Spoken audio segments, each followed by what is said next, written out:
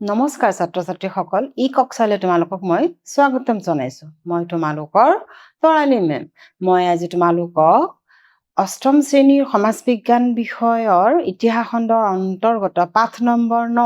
1857 চনৰ বিদ্ৰোহ পাঠ 3 দ্বিতীয় অংশ আলোচনা কৰিবলৈ ওলাইছো ইয়াৰ আগৰ অংশটিত তোমালোকে 1857 চনৰ বিদ্ৰোহৰ প্ৰথম অংশটিত তোমালোকে ইয়াৰ কাৰণবোৰ আলোচনা আৰম্ভ কৰিছিল নহয় জানো কোৱা ইয়াৰে আমি দুটা কাৰণ বা ৰাজনৈতিক বা আৰ্থিক কাৰণৰ ক্ষেত্ৰত কেনেকৈ তেওঁলোক জড়িত হৈ আছিল এইটো বিষয়ে পঢ়িছিলো এইবাৰ আমি ইয়াৰ পিছৰ কি কাৰণনো জড়িত হৈ আছিল যাৰ বাবে ভাৰতীয় মানুহে ব্ৰিটিছৰ বিৰুদ্ধে বিদ্ৰোহ কৰিবলৈ বা 1857 চনৰ বিদ্ৰোহ কৰিবলৈ বাধ্য হ'ল তাৰ বিষয়ে পাম দেই ঠিক আছে চোৱা তেওঁলোকৰ কিছুমান নীতিয়ে কি কৰিছিলে এই বিদ্ৰোহ বা ভাৰতীয় মানুহৰ মনলৈ কি আনিছিলে খুব আনিছিলে আৰু এই খুবেই পাছত প্ৰকাশ হ'ল কিহৰ দ্বাৰা 1857 চনৰ বিদ্ৰোহৰ দ্বাৰা ইয়াৰ আগৰ পাঠটিত তোমালোকে এই বিদ্ৰোহৰ কিছুমান কাৰণ পঢ়িছিলা নহয় জানো কোৱা আজি আমি ইয়াৰ পিছৰ কাৰণখিনি আমি আলোচনা কৰিম যেনে ব্ৰিটিছৰ কিছুমান নীতি যিবোৰ নীতিয়ে কি কৰিছিলে ভাৰতীয় মানুহৰ জীৱনলৈ কি আনিছিলে অমানিশা আনিছিলে তাৰ মানে ভাৰতীয় মানুহৰ জীৱনলৈ অন্ধকাৰ আনিছিল নহয় জানো তাৰে এজন ব্যক্তি আছিলে যিজনে আনিছিলে কি জানানে সত্যবিলোপ নীতি ইয়াৰ বিষয়ে তোমালোকে ইয়াৰ আগৰ পাঠত পঢ়িছিলা নহয় নে সত্যবিলোপ নীতিৰ বিষয়ে তোমালোকে ভালকৈ এইটো বিষয়ে জানা তথাপিতো এই 1858 চনৰ বা বিদ্ৰোহৰ বাবে কেনেকৈ ডেলহাউচি সত্যবিলোপ নীতিয়ে উদগনি জনাইছিল আমি এইটো বিষয়ে আমি পাম এই দেখিছানে ছবিখন ভালকে মন কৰা এইজন ডেলহাউচি তেওঁই এইবোৰ নীতি ওলাইছিলে যাক ইংলিছত কি কয় ডক্ট্ৰিন অফ লেপছ বুলি জনা যায় আৰু অসমীয়াত ইয়াক কয় কি সত্যবিলোপ নীতি হয়নে ঠিক আছে এই নীতিয়ে কেনেকৈ প্ৰভাৱ পেলাইছিল চাওঁ ডেলহাউচিৰ সময়ত সম্প্ৰসাৰণ নীতি আৰম্ভ কৰা হৈছিল আমিতো জানোৱেই তেওঁ সত্যবিলোপ নীতি কৰিছিলে কি যে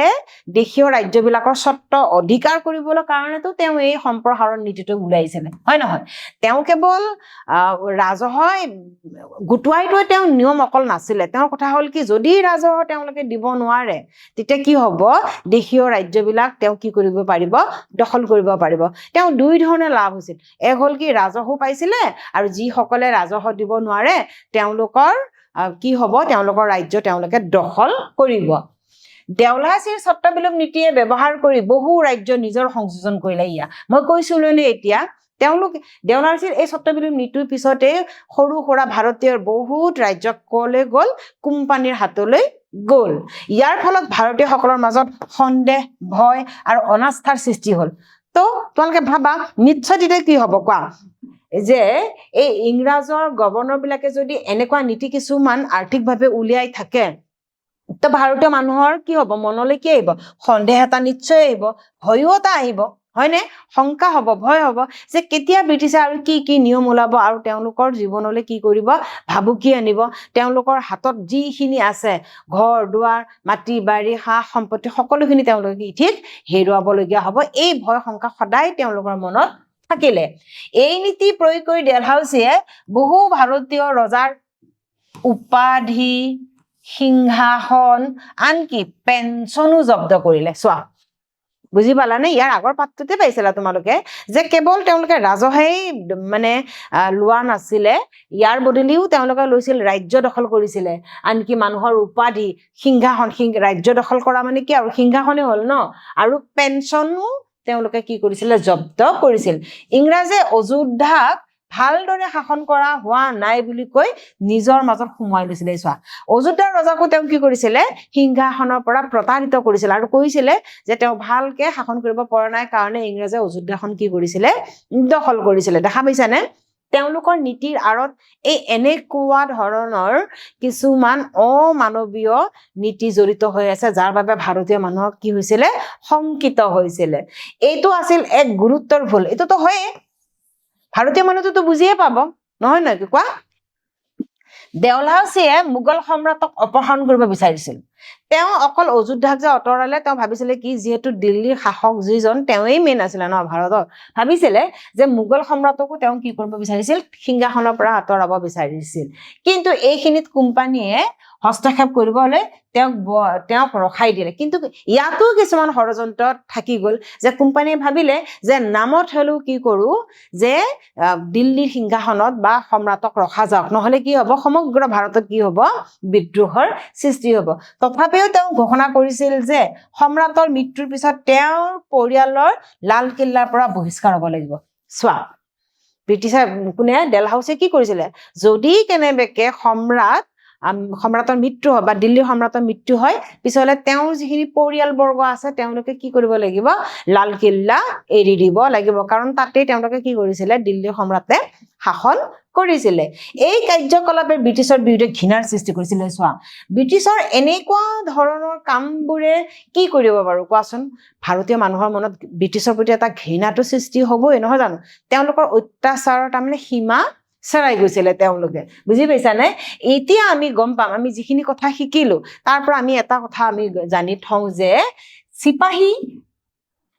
চিপাহী শব্দটো ব্ৰিটিছ সকলেহে সৈন্যসকলৰ ক্ষেত্ৰত ব্যৱহাৰ কৰিছিল ইয়াত জানিবলগীয়া কথা এটা আছে জানানে এই বিদ্ৰোহটোক যে চিপাহী বিদ্ৰোহৰ নাম দিছিলে এই চিপাহী শব্দটোনো কি ক'ৰ পৰানো এই শব্দটো আহিলে এই শব্দটো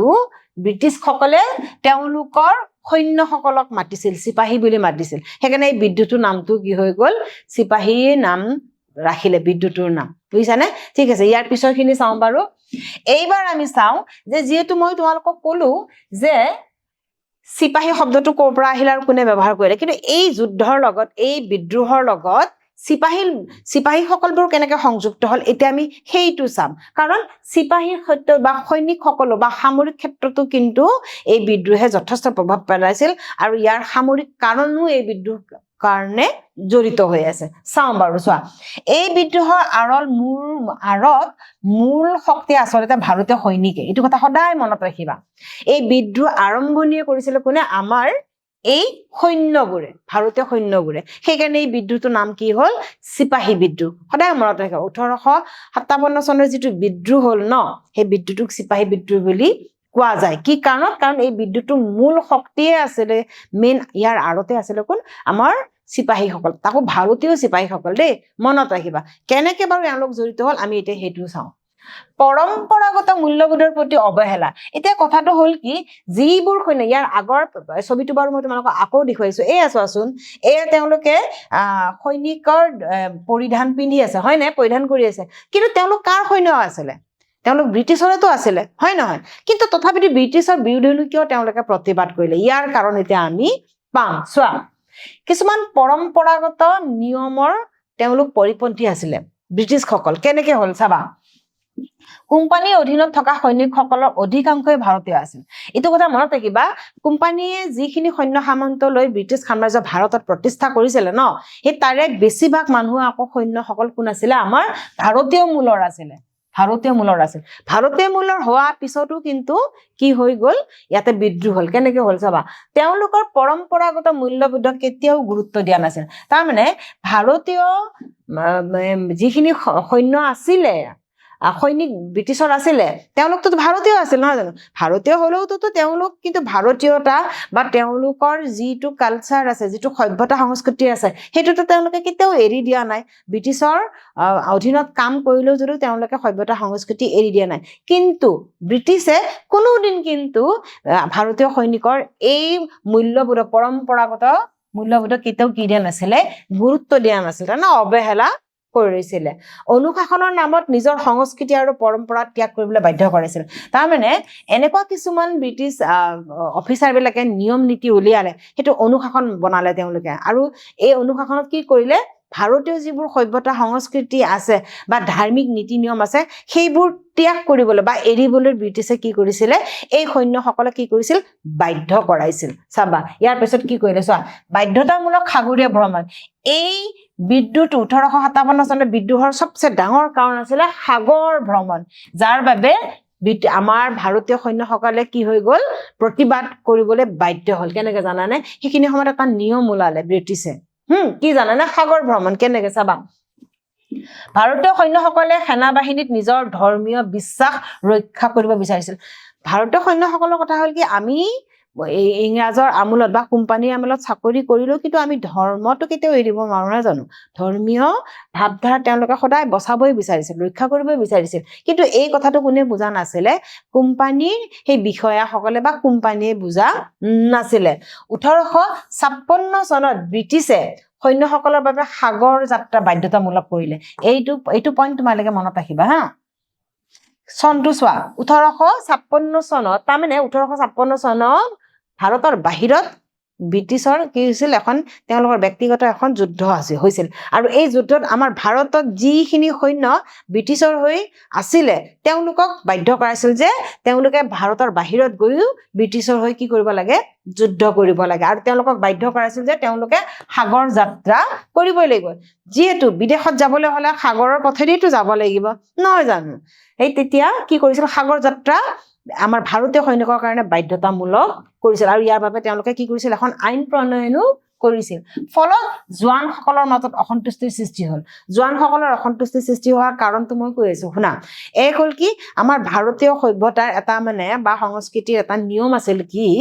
যে সাগৰ যাত্ৰা যদি কোনোবাই কৰে তাৰ ধৰ্ম নষ্ট হ'ব বুলি এটা নিয়ম আছিল সেইখিনি সময়ত তো ভাৰতীয় মানুহবোৰ কি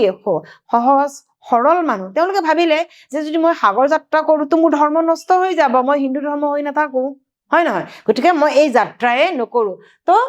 ভাৰতীয় যিখিনি সৈন্য আছিল তেওঁলোকে কি কৰিছিলে ইয়াৰ বিৰোধ আছিল তেওঁলোকে বিৰোধে প্ৰতিবাদ কৰিলে যে আমি সাগৰ যাত্ৰা নকৰো কিন্তু এইটো ক্ষেত্ৰত ব্ৰিটিছে কিন্তু অমান্তি মানে হ'ল আৰু হিন্দু ধৰ্ম যে সাগৰ যাত্ৰা পৰিপন্থী এইটো তোমালোকক মই ক'লোৱেই কাৰণ ভাৰতীয়সকলে ক'লে যে আমি আমাৰ ধৰ্ম কেতিয়াও আমি নষ্ট নকৰো আৰু এইটোৱে হ'ল তেওঁলোকৰ শুভৰ সবচে ডাঙৰ কাৰণ তাৰোপৰি আছিল আৰু এটা কাৰণ বৈষম্য কাৰ মাজত বৈষম্য এই সৈন্যসকলৰ মাজতো এটা বৈষম্য ব্ৰিটিছে আনিছিলে কেনেকুৱা বৈষম্য চাবা ভাৰতীয় সৈন্যসকলৰ দৰমহা ইংৰাজ সৈন্যসকলৰ দৰমহাৰ সমান নাছিল তাৰমানে ধৰি লোৱা ব্ৰিটিছৰ আমোলত ইংৰাজ সৈন্যও আছিলে ভাৰতীয় সৈন্যও আছিল আৰু একে পদত তেওঁলোক আছিল কিন্তু দৰমহাৰ ক্ষেত্ৰত কিন্তু একে নাছিলে একে পদত থাকিলেও তেওঁলোকৰ দৰমহাৰ মাজত কি আছিলে বহুত পাৰ্থক্য আছিল ইংৰাজ আমোলৰ সৈন্যসকলে বেছি দৰমহা পাইছিল কিন্তু ভাৰতীয়সকলে পোৱা নাছিল তোমালোকে ভাবা পিছলে এইটো বৈষম্যবাদ নহল নে বাৰু কোৱা এইটো এটা বৈষম্যই ভাৰতীয় সৈন্যসকলৰ মাজত কি কৰিছিলে প্ৰতিবাদৰ সৃষ্টি কৰিছিল তাৰোপৰি পদোন্নতিও আৰু বিদেশত সেৱাৰ বাবেও বিশেষভাৱে ভাত্তা দিয়া হোৱা নাছিল আৰু এটা কাৰণ আছিল কি জানেনে ভাৰতীয় সৈন্যসকলে কি পোৱা নাছিলে পদোন্নতি পোৱা নাছিলে তাৰমানে পদটো তেওঁলোকৰ প্ৰমোচন হোৱা নাছিল উন্নতি হোৱা নাছিলে আনকি বিদেশতো যদি তেওঁলোকে গৈ কিবা কাম কৰিবলগীয়া হয় এক্সট্ৰা যিটো ভাত্তা এটা বিদেশত যোৱাৰ বাবে বা বেছিকে কৰ্ম কৰাৰ বাবে এটা যিটো ভাত্তা পাব লাগে সেইটো ভাত্তা ইংৰাজৰ সৈন্যই পাইছিলে কিন্তু ভাৰতীয় সৈন্যই কি পোৱা নাছিলে ভাত্তাটো পোৱা নাছিল গতিকে ভাৰতীয় সৈন্যই কি হ'ব কোৱা নিশ্চয় ইয়াত প্ৰতিবাদ কৰিবই এইবোৰ কাৰক মিলি সৈন্যসকলে বিদ্ৰোহ কৰি তুলিছিল ইয়া সৈন্যসকলে ভাবিলে যে আমি এটা বিদ্ৰোহ কৰিবই লাগিব ফলত 1857 চনৰ বিদ্ৰোহ হ'ল হয় নহয় কোৱা বুজি পাইছানে সৈনিকসকলৰ বিদ্ৰোহৰ হেৰি কি এটা ব্ৰিটিছৰ আৰু এটা নীতি আছে যিটো কাৰণেও কি হ'ল এই বিদ্ৰোহৰ উদগনি জনালে সেইটো হৈছে কি তেওঁলোকৰ ধৰ্মীয় নীতি ভাৰতীয়সকলে ইংৰাজৰ ধৰ্মীয় নীতিক লৈ সন্দেহজনক হৈছে তাৰমানে সেইখিনি সময়ত ব্ৰিটিছে ধাৰ্মিক ক্ষেত্ৰতো কিছুমান নীতি আনিছিলে যিয়ে ভাৰতীয় মানুহৰ মাজত এটা সংকটৰ সৃষ্টি কৰিলে কেনেকুৱা জানা মিছনাৰীসকলে খ্ৰীষ্টান ধৰ্ম দ্ৰুতগতিত প্ৰসাৰ কৰিছিলে তাৰমানে ভাৰতত আহি ব্ৰিটিছে অকল তেওঁলোকে বেপাৰ কৰিবলৈ যে আহিছিল তেনে নহয় মিছনাৰীসকলকো তেওঁলোকে লৈ আহিছিলে যাতে খ্ৰীষ্টান ধৰ্ম তেওঁলোকে কি কৰিব পাৰে সমগ্ৰ ভাৰতত প্ৰসাৰ কৰিব পাৰে আৰু তেতিয়া ভাৰতীয় মানুহৰ মাজত শংকা সৃষ্টি হ'ল কি ঠিক আমি নিজৰ ধৰ্ম এৰি খ্ৰীষ্টান ধৰ্ম কি ঠিক আমি আকৌ গ্ৰহণ কৰিব লাগে বুলি ব্ৰিটিছে কি ঠিক আমাক বাধ্য কৰাই ভাৰতীয় কিছুমান ধৰ্মীয় ৰীতি নীতি বিলুপ্ত হলে আছোৱা আৰু হয়ও হয় বহুত মানুহে কিন্তু খ্ৰীষ্টান ধৰ্ম ললেও আৰু মানুহৰ মাজত সেই কাৰণে কি হ'ল যে ধৰ্মীয় ৰীতি নীতিও তেওঁলোকে ভাবিলে যে আমাৰ ইয়াৰ পৰাও আমি কি বঞ্চিত হ'ব লাগিব ধৰ্মান্তৰিত ব্যক্তিসকলক তেওঁলোকৰ সম্পত্তি ৰাখিবলৈ অনুমতি দিছিল আৰু যিসকল ব্যক্তিয়ে ধৰ্মান্তৰ হ'ল তাৰমানে হিন্দু ধৰ্ম এৰি যদি খ্ৰীষ্টান ধৰ্ম তেওঁলোকে গ্ৰহণ কৰিলে তো সেই মানুহবিলাকক আকৌ তেওঁলোকৰ সম্পত্তি ৰাখিবলৈ আকৌ অনুমতি দিলে, পাৰ্মিশ্যন দিলে যে আপোনালোকে আপোনালোকৰ সম্পত্তি ৰাখিব পাৰে। কাৰণটো হ'ল তেওঁলোক কি হ'ল, তেওঁলোকে খ্ৰীষ্টান ধৰ্ম গ্ৰহণ কৰিছে। আকৌ যিসকলে খ্ৰীষ্টান ধৰ্ম গ্ৰহণ কৰা নাই বা নিজৰ ধৰ্মতে আছে, তেওঁলোকে কিন্তু আকৌ সম্পত্তি ৰাখিব নোৱাৰে বা সম্পত্তি কিনিবও নোৱাৰে। এনেকুৱা ধৰণৰ নিয়ম নীতি ব্ৰিটিছে আনিলে। ধৰ্মৰ নামত বিদ্যালয়, চিকিৎসালয়, গীৰ্জা স্থাপন কৰা কল্যাণমূলক কাৰ্যকলাপো তেওঁলোকে কিন্তু কৰিছিলে। কিন্তু ইয়াৰ মাজে মাজে তেওঁলোকে কি কৰিছিলে, এই স্কুলবিলাক বনালে, বিদ্যালয় বনালে, চিকিৎসালয় বনালে, গীৰ্জা স্থাপন কৰিলে। এইবোৰতো ভাল কাম কৰিলে, হয় নহয় কোৱা? বিদ্যালয় বনোৱা, চিকিৎসালয় বনোৱা ভাল কাম। কিন্তু লগতে আকৌ গীৰ্জাঘৰো তেওঁলোকে স্থাপন কৰিলে, যাতে মানুহখিনি কি কৰিব পাৰে, ভাৰতীয় মানুহক ধৰ্মান্তৰিত কৰিব পাৰে। শিক্ষাৰ মাধ্যম ইংৰাজী আদিও কৰিলে। আৰু সিয়ে কি কৰিলে, আৰু এই ইংৰাজী মাধ্যমটোৱে কি কৰিলে, এক প্ৰকাৰ ভাৰতীয় সকলো জীৱনলৈ কি এটা সুবিধাও আনিলে ভৱিষ্যতৰ কাৰণে। ই বহু ভাৰতীয়ক ভাবিবলৈ বাধ্য কৰালে যে ইংৰাজে ভাৰতক খ্ৰীষ্টান দেশলৈ ৰূপান্তৰিত কৰিব। যেতিয়া দেখিলে যে ইংৰাজী মাধ্যম লাহে লাহে বাধ্যতামূলক কৰিলে বিদ্যালয়বিলাকত, তো ভাৰতীয় মানুহে ভাবিবলৈ বাধ্য হ'ল যে কি ঠিক, ভাৰতখনক এখন খ্ৰীষ্টান দেশলৈ ব্ৰিটিছে পৰিৱৰ্তন কৰিব। এই এনেকুৱা কথাবিলাকে ভাৰতীয় মানুহৰ মনলৈ কি কৰিলে, শংকাৰ সৃষ্টি কৰিলে। এইয়া চোৱা, এটা এখন পিকচাৰ পাবা। এতিয়া সকলোতকৈ ডাঙৰ কাৰণটো তোমালোকে জানিবা, সেইটো হৈছে তাৎক্ষণিক কাৰণ। তাৎক্ষণিক মানে তৎক্ষণাতে এনেকুৱা এটা কিবা এটা সেইখিনি সময়ত ঘটনা হ'ল, যিয়ে লগে লগে ফিৰিঙতি মানে জ্বলিবলৈ বা জ্বলাবলৈ বাধ্য কৰালে। এই পিকচাৰটো দেখিছানে, ছবিটো ইয়াতে দেখা পাইছেনে? এটা বন্দুক আছে, দেখিলা? আৰু এই বন্দুকটো এইয়া মুখৰে এনেকে খুলিব লাগে, এনেকে খুলি ইয়াতে বাৰুদটো এনেকে ভৰাব লাগে, দেখা পাইছানে? প্ৰথম হৈছে কি, বন্দুকৰ মূৰত এটা টুপি আছে, এই টুপিটো এনেকে মুখৰে খুলিব লাগে। তাৰ পাছত খুলি ইয়াতে কি বাৰুদটো এনেকে ভৰাব লাগে, বাৰুদটো ভৰাই তাৰ পাছত কি কৰিব লাগে, এনেকে ঠেলিব লাগে, তাৰ পাছতহে বন্দুকটো চলে। কিন্তু এতিয়া আমি জানিবলগীয়া কথাটো হ'ল কি, এই বন্দুকটো কেনেকে তৎক্ষণিক কাৰণ হ'ব পাৰে, এতিয়া তোমালোকে ভালদৰে মন দি চাবা। আৰু এই কাৰণটোৱে কি কৰিলে, এই বিদ্ৰোহটোত লগে লগে আৰম্ভ কৰি দিলে। চাবা, এই গুলিটোৰ পেকেটটো, ৰাইফলটো ভৰোৱাৰ আগতে কামুৰি পেলাব লাগিছিল। মই তোমালোকক ছবিটো দেখুৱালো যে এই যেতিয়া এনফিল্ড ৰাইফল, এটা গুলি হয়, বন্দুক হয়, নহয় জানো? ইয়াক মুখৰে এনেকে কামুৰিব লাগে, কামুৰাৰ পিছত তাতে কি কৰিব লাগে, ইয়াৰ সাৰখিনি ভৰাব লাগে। কিন্তু ইংৰাজে কি কৰিলে, ভাৰতৰ হিন্দু আৰু মুছলমান সকলৰ মাজত এটা ভেদাভেদ আনিবৰ বাবে, এটা বৈষম্য আনিবৰ বাবে বা কাজিয়াৰ সূত্ৰপাত কৰিবৰ কাৰণে এইটো গুজব ওলালে, এটা গুজব ওলালে। কি চাবা, ক'লে কি যে এই যে টুপিটো যিটো কামুৰিব লাগে ন, সেই টুপিটোত চৰ্বি লাগি থকা বুলি ক'লে। এটা কিহৰ চৰ্বি জানানে? উৰা বাতৰিটো এনেকুৱা ওলালে যে গৰু আৰু গাহৰিৰ চৰ্বি এই টুপিটোত, মানে যিটো কামুৰি যে ওলাব লাগে তাত লাগি থকা বুলি এটা গুজব ওলালে, এটা মানে ইংৰাজে ওলালে, যাতে হিন্দু আৰু মুছলমানৰ মাজত কাজিয়া পেচাল হওক। যিহেতু মুছলমান আৰু হিন্দুৰ বাবে গাহৰি আৰু গৰু মাংস নিষিদ্ধ, হয় নহয় কোৱা? হিন্দু মানুহৰ কাৰণে গৰু নিষিদ্ধ আৰু মুছলমান সকলৰ বাবে কি আছিলে, গাহৰি নিষিদ্ধ। তো নিশ্চয় কি হ'ব, হিন্দু আৰু মুছলমান সকলৰ মাজত এটা কাজিয়াৰ সূত্ৰপাত হ'ব। আৰু এইবোৰ কাম কৰিছিলে কোনে? ব্ৰিটিছে। সেয়ে ভাৰতীয় সৈন্যসকলে এই গুলি ব্যৱহাৰ কৰিবলৈ অনিচ্ছুক হ'ল। আৰু যিখিনি ভাৰতীয় সৈন্য আছিল তেওঁলোকে ক'লে যে আমি এই গুলিটো ব্যৱহাৰ নকৰো, যিহেতু এই গুলিটো ব্যৱহাৰ কৰিলে আমাৰ কি হ'ব, ধৰ্ম নষ্ট হ'ব। ইংৰাজে তেওঁলোকক ধৰ্ম নষ্ট কৰিব বিচাৰিছে,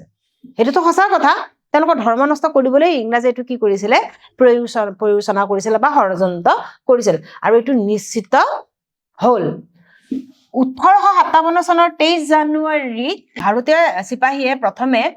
দমদম সেনা চাউনী, এই সেনা চাউনীটোৰ নাম মনত ৰাখিবা, দমদম সেনা চাউনী বেৰেকত এই গুলি ব্যৱহাৰৰ বিৰুদ্ধে প্ৰতিবাদ কৰিলে। এই যে সৈন্যসকলে যে ক'লে যে আমি এই গুলি ব্যৱহাৰ নকৰো, কোনে প্ৰথমতে কৰিলে জানানে? দমদমত যিটো সেনা চাউনী আছিলে, এই সেনা চাউনীয়ে প্ৰথমতে প্ৰতিবাদ কৰিলে যে আমি এই এনফিল্ড ৰাইফলটো ব্যৱহাৰ নকৰো। 1857 চনৰ 29 মাৰ্চত বেৰেকপুৰ সেনা চাউনীত, এবাৰ আহিব কি জানানে, বেৰেকপুৰ সেনা চাউনীত গুলি ব্যৱহাৰ কৰিবলৈ নিৰ্দেশ দিলে। এই বেৰেকপুৰ সেনা চাউনীত ইংৰাজে নিৰ্দেশ দিলে, তাৰমানে তেওঁলোকক অৰ্ডাৰ দিলে যে এই গুলিটো কি কৰিব লাগিব, ব্যৱহাৰ কৰিবই লাগিব এইয়া চোৱা এতিয়া এজন মানুহৰ ছবি তোমালোকে দেখা পাইছা দেখিছানে এওঁৰ নাম হৈছে মংগল পাণ্ডে মংগল পাণ্ডেৰ নাম নিশ্চয় শুনিছা নহয় জানো কোৱা এইগৰাকী হৈছে মংগল পাণ্ডে এওঁই প্ৰথম এই বিদ্ৰোহৰ সূত্ৰপাত কৰিব কেনেকে চাবা দেখা পাইছানে এয়া এই মংগল পাণ্ডেক ধৰি আনিছে দেখিছানে কেনেকে আৰু তেওঁ কেনেকে ফাঁচি দিব ইয়াৰ পিছত গম পাবা তোমালোকে দেই এই মংগল পাণ্ডে কি কৰিলে চাবা তেওঁ এজন ভাৰতীয় সৈন্য আছিলে তেওঁ ভাৰতীয় হয় কিন্তু তেওঁ ব্ৰিটিছৰ সৈন্য আছিলে এজন ব্ৰিটিছ সেনা বিষয়াক তেওঁ আক্ৰমণ কৰিছিল তাৰমানে যেতিয়া এই এনফিল্ড ৰাইফল সৈন্যসকলে যেতিয়া অমান্তি হল যে আমি এইটো ব্যৱহাৰ নকৰো এই প্ৰথম আপত্তি দিয়া মানুহজনে আছিলে কোন আমাৰ মংগল পাণ্ডে আৰু তেওঁ যেতিয়া যিজন ব্যক্তিয়ে যিজন সেনা বিষয়াই তেওঁক অৰ্ডাৰ দিছিলে সেই সেনা বিষয়াজনকো তেওঁ কি কৰিছিলে আক্ৰমণ কৰিছিল পৰিস্থিতি উত্তপ্ত কৰি তুলিছিল মংগল পাণ্ডে আৰু ঈশ্বৰী পাণ্ডে তেওঁৰ লগত আৰু এজন সহযোগী আছিল কোন জানানে ঈশ্বৰী পাণ্ডে নাম দুটা মনত ৰাখিবা মংগল পাণ্ডে আৰু ঈশ্বৰী পাণ্ডে আৰু পাছত গৈ যেহেতু তেওঁলোকক প্ৰতিবাদ কৰাৰ বাবে তেওঁলোকক কি কৰিছিলে ফাঁচি দিয়া হৈছিলে দেখিলানে গতিকে এই বিদ্ৰোহ যিটো বিদ্ৰোহ সিপাহীয়ে প্ৰথম আৰম্ভ কৰিছিল কাৰণ মংগল পাণ্ডে নিজে এজন কি আছিলে সিপাহী তেওঁ আৰম্ভ কৰাৰ কাৰণে বিদ্ৰোহটোৰ নামে কি দিলে সিপাহী বিদ্ৰোহ আৰু ইয়াৰ বাবে তাৎক্ষণিক কাৰণটো হ'ল এই এনফিল্ড ৰাইফল ব্যৱহাৰ কৰাটো ইংৰাজে পদাতিক ইউনিটক ভংগ কৰি পৰিস্থিতি পৰিচালনা কৰিবলৈ চেষ্টা কৰিছিল ইংৰাজে কি কৰিলে চেষ্টা কৰিছিলে যাতে এই প্ৰতিবাদটো তেওঁলোকে কি কৰিব পাৰে শান্ত কৰিব পাৰে কিন্তু পৰিস্থিতি উন্নত নহল এই খবৰটো অতি সোনকালে মিৰাটৰ উত্তৰ প্ৰদেশ পালেগৈ এতিয়া যেতিয়া গম পালে যে বেৰাকপুৰ আমাৰ সেনা চাউনীত মংগল পাণ্ডে প্ৰথম কি কৰিলে ব্ৰিটিছৰ বিৰুদ্ধে প্ৰতিবাদ আৰম্ভ কৰিলে আৰু লগে লগে এইটো কথা কি হ'ল উত্তৰ প্ৰদেশ পৰ্যন্ত বিয়পি পৰিলে কেতিয়া 10 মে তাৰিখে এই তাৰিখটো মনত ৰাখিবা 10 মে মিৰাটৰ সেনা চাউনীত সোনকালে কি হ'ল কি সেই সেনা চাউনীত এটা ঘটনা ঘটিল চাবা মিৰাটৰ কাৰাগাৰৰ পৰা মুক্ত কৰা হ'ল তাৰমানে যিসকল সেনাসকল আছিলে তাতে বন্দী হৈ জেলত বন্দী হৈ আছিল বুজি পাইছানে মিৰাটৰ সেনা চাউনীত যিসকল বন্দী হৈ আছিলে তেওঁলোকক জেলৰ পৰা কি কৰিলে মুক্ত কৰিলে কেতিয়া এই 10 মে তাৰিখে কিছুমান ব্ৰিটিছ বিষয়াক হত্যা কৰিলে এই সেনাবিলাকে যেতিয়া প্ৰতিবাদ সকলোৱে আৰম্ভণিতেতো আমাৰ মংগল পাণ্ডে কৰিলে হয় জানো সকলোকে উৎসাহ পাই গ'ল সাহস পাই গ'ল আৰু লগে লগে প্ৰতিবাদ হৈয়ে গ'ল ন তো লগে লগে কি হ'ল চোৱা বহুতে কি কৰিলে আৰু যিখিনি সেনা মিৰাটৰ সেনা চাউনীত বন্দী হৈ আছিলে তেওঁলোককতো কি কৰিলে জেলৰ পৰা মুক্ত কৰিলে আৰু তেওঁলোকে কি কৰিলে ব্ৰিটিছ বিষয়াক হত্যা কৰিলে আৰু অস্ত্ৰ শস্ত্ৰ তেওঁলোকৰ পৰা কাঢ়ি লৈ গ'ল বিদ্ৰোহীসকলক মিৰাটৰ পৰা দিল্লী পালেহি সেই বিদ্ৰোহীসকল যিসকলে সিপাহী বিদ্ৰোহ আৰম্ভ কৰিলে তেওঁলোক এবাৰ আহি কি পালেহি জানানে দিল্লী পালেহি কাৰণ দিল্লী আছিল তেওঁলোকৰ কেন্দ্ৰস্থল হয় না বাহাদুৰ শাহ জাফৰক দ্বিতীয় সেইখিনি সময়ত ভাৰতৰ সম্ৰাট বুলি ঘোষণা কৰিলে আৰু যেহেতু দিল্লীত সেইখিনি সময়ত কোন সম্ৰাট আছিলে বাহাদুৰ শাহ জাফৰ দ্বিতীয় তাৰমানে দেই তেওঁ এই প্ৰতিবাদ দলে তাৰমানে প্ৰতিবাদী বিদ্ৰোহীসকলে তেওঁক দিল্লীৰ সম্ৰাট বুলি ঘোষণা কৰিলে আৰু ভাৰতক ভাৰতীয় ঐক্য আৰু অখণ্ডতাৰ প্ৰতীক হিচাপে পদক্ষেপ কৰাটো তাৎপৰ্য দেখা পাইছানে এই ছবিটো ভালকে চোৱা কেনেকে তেওঁলোকে প্ৰতিবাদ কৰিছিল তাৰমানে ব্ৰিটিছ বিষয়াবিলাকক ধৰি আনি তেওঁলোকে এই প্ৰতিবাদী দলটোৱে মানে মৃত্যুদণ্ড দিছিল এইজন হৈছে বাহাদুৰ শাহ দ্বিতীয় এওঁৱে কি 1857 চনত বিদ্ৰোহৰ তেওঁক নায়ক হিচাপে তেওঁলোকে পৰিগণিত কৰিলে কোনে আমাৰ বিদ্ৰোহী দলটোৱে এতিয়া বাৰু আজি আমি 1857 চনত বিদ্ৰোহ সিপাহী বিদ্ৰোহৰ দ্বিতীয় অংশটো পঢ়িলো নহয় নে ইয়াৰ বিষয়ে বিতংভাৱে আলোচনা কৰিলো আজি যিখিনি পঢ়িলো তাৰ ওপৰত দুটামান প্ৰশ্ন আছে চেষ্টা কৰা হা প্ৰশ্নকেইটা তোমালোকে উত্তৰ দিবলৈ দেশ শব্দটো ব্ৰিটিছসকলে সৈন্যসকলৰ ক্ষেত্ৰত ব্যৱহাৰ কৰিছিল এতিয়া চোৱা ব্ৰিটিছে যিখিনি সৈন্য বাহিনী আছিল তেওঁলোকক কি বুলি মাতিছিলে ইয়াৰ এই পাঠটোৰ নামেই হৈছে এনেকুৱা হয় না এই বিদ্ৰোহটোৰ নামেই হৈছে কি তেওঁলোকক কি বুলি মাতিছিলে সিপাহী সেইকাৰণে এই বিদ্ৰোহটোৰ নামেই হ'ল কি সিপাহী বিদ্ৰোহ 2 নম্বৰ প্ৰশ্ন চোৱা কোন তাৰিখে সিপাহী বিদ্ৰোহ প্ৰথম আৰম্ভ হৈছিলে মনত পৰিছেনে অকমান আগতে আমি কৰিছিলো 8 মে 9 মে 10 মে কোন তাৰিখ 10 মেটো ইয়াৰ শুদ্ধ উত্তৰ 10 মে দিনাখনে সকলো সৈন্য বাহিনীয়ে কি কৰিছিলে সমদলে আহি প্ৰতিবাদ কৰিছিল চিপাহী বিদ্ৰোহৰ তৎকালীন কাৰণ এই কাৰণটো সদায় মনত ৰাখিবা তৎক্ষণাতে যে এটা কাৰণ জড়িত হ'ল যাৰ বাবে একদম লগে লগে সৈন্যসকলে বিদ্ৰোহ কৰি দিলে সেইটো হৈছে কি কি কি আছিলে এনফিল্ড ৰাইফলৰ ব্যৱহাৰ হয়নে মনত পৰিছেনে এনফিল্ড ৰাইফল যিহেতু তেওঁলোকে কি কৰিলে ব্যৱহাৰ কৰিবলৈ ব্ৰিটিছে তেওঁলোকক কি কৰাইছিল বাধ্য কৰাইছিল নহয় জানো এই বিদ্ৰোহটো এই এনফিল্ড ৰাইফলটো ব্যৱহাৰ নকৰাৰ ফলতে কি হৈ গ'ল লগে লগে এই বিদ্ৰোহ কি হৈ গ'ল আৰম্ভ হ'ল ঠিক আছে পিছলে আজি দ্বিতীয় অংশ আমি ইমানতে শেষ কৰিলো মই আশা ৰাখিছো তোমালোকে দ্বিতীয় অংশত এই বিদ্ৰোহটোৰ বিষয়ে তোমালোকে বহুতখিনি কথা জানিব পাৰিলা ইয়াৰ তৃতীয় অংশত আকৌ আমি লগ পাম পিছৰ কথাখিনি জানিবলৈ মই আশা কৰিম তোমালোকৰ ইয়াৰ পৰা বহুত লাভ হৈছে বুলি আগলৈ তোমালোকক এইদৰে সহায় সহযোগ কৰিম বুলি আশা থাকিল বা তোমালোকৰো পৰা সহায় সহযোগ পাম বুলি আশা থাকিল ধন্যবাদ